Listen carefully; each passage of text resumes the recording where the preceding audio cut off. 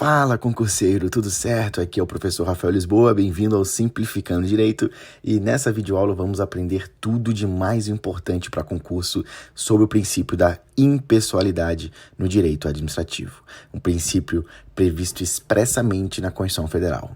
E ele apresenta 5 sentidos diferentes que caem demais em provas. O primeiro deles diz respeito ao princípio da finalidade. Isso porque, em sentido amplo, o princípio da finalidade é sinônimo de interesse público, uma vez que todo e qualquer ato da administração deve ser praticado visando a satisfação do interesse público.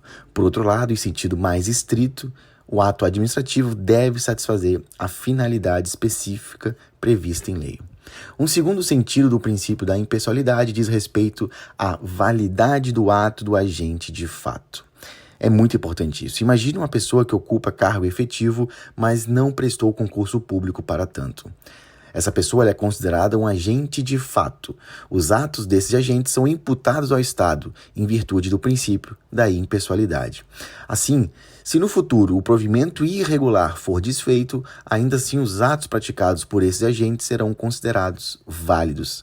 A título de exemplo, pense o seguinte: se um agente de fato assinar a licença para a realização de uma obra, essa licença continuará válida, ainda que a investidura dele seja desfeita.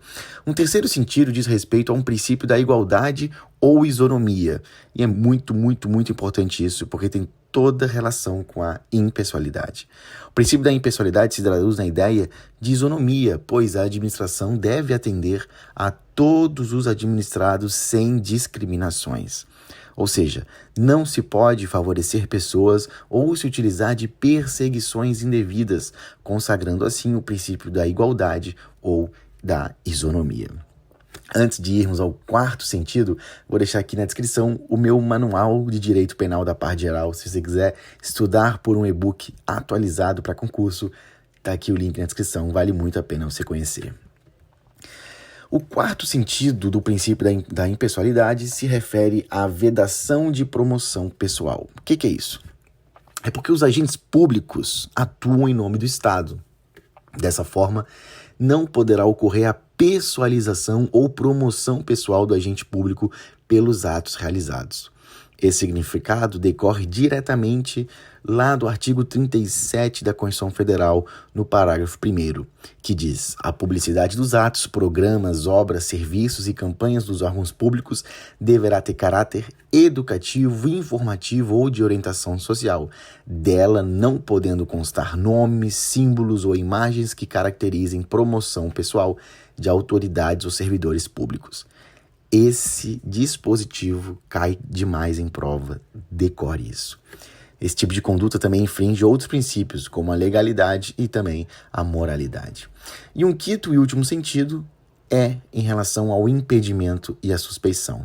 Esses institutos possuem o objetivo de afastar de processos administrativos e judiciais os envolvidos no processo que não possuem condições de aplicar a lei de forma imparcial, em função de parentesco, amizade ou inimizade com pessoas que participam do processo.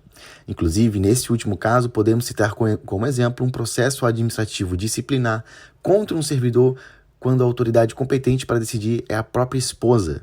Esta relação de parentesco geraria uma situação de impedimento, de tal forma que a autoridade, a esposa nesse caso, teria que ser afastada do caso para que outra, com a devida imparcialidade, tomasse a decisão.